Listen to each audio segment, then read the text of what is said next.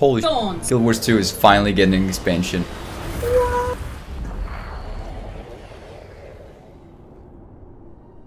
What's up guys, Deroir here, and I'm going to talk about the new upcoming expansion for Guild Wars 2 and all the new hype-worthy stuff. For a couple of weeks now, the hype train has been hitting top speeds when secret stuff was found and the in-game trailer and cutscene was shown to us at the end of Season 2. Yesterday, ArenaNet officially announced their first expansion for Guild Wars 2, titled Heart of Thorns, and damn are we in for a treat. I have no clue where to start. What caught my interest the most are the changes that will affect the entire game. And so number one on my list of hype-worthy things is the completely new heavy profession, the Revenant. According to Wikipedia, a Revenant is a visible ghost or reanimated corpse that was believed to return from the grave to terrorize the living. And so what's cooler than a ghost character? They've just taken ritualists to a whole new level of badassness. The Revenant will have the ability to control and channel powers from the mists. They said that in combat, the powers of the mist will be used to channel the Revenant's weapons using the power of great legends past. And so Revenants will be able to channel power and skills from personas like King Jale's Iron Hammer, Malik's the Demon of Anguish himself, and apparently Glint herself too, like we see in the trailer. Now the most interesting thing to me here is figuring out how these channelings will function.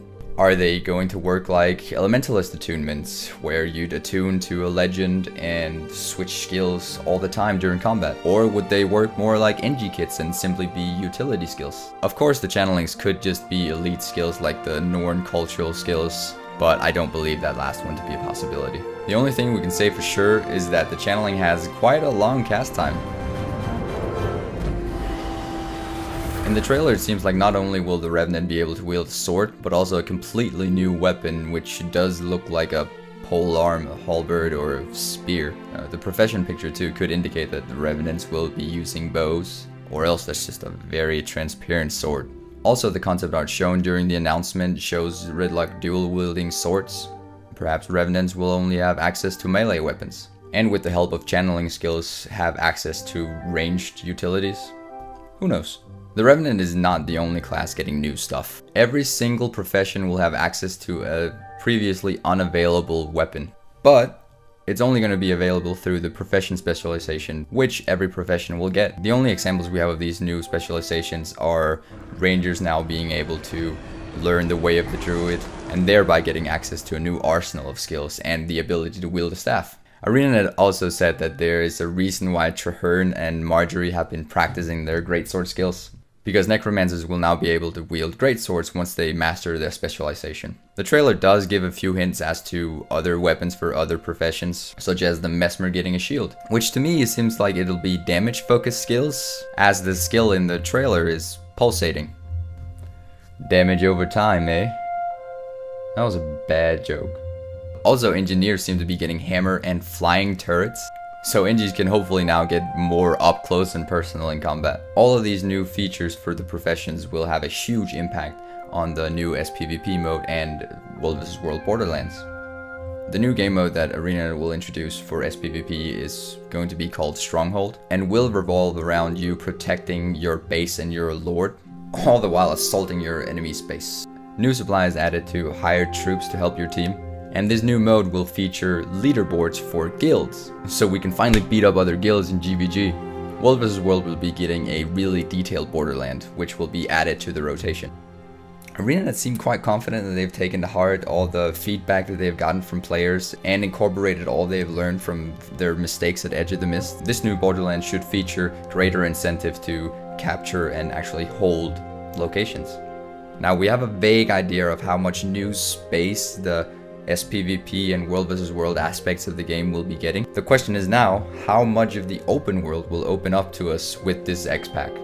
ArenaNet clearly stated that Heart of Maguma will open up and that this place will contain 3 biomes, the core, the root, and the canopy, making this or these maps the quote richest and deepest zones. To traverse these levels of maps, we will be able to acquire new mastery points for a new mastery system, which will include stuff like hang gliding and learning new languages to discover secret places in the jungle, and an array of other stuff which will let players take part in new challenges and content. I'm guessing this mastery system will look something like the world versus world rank point system.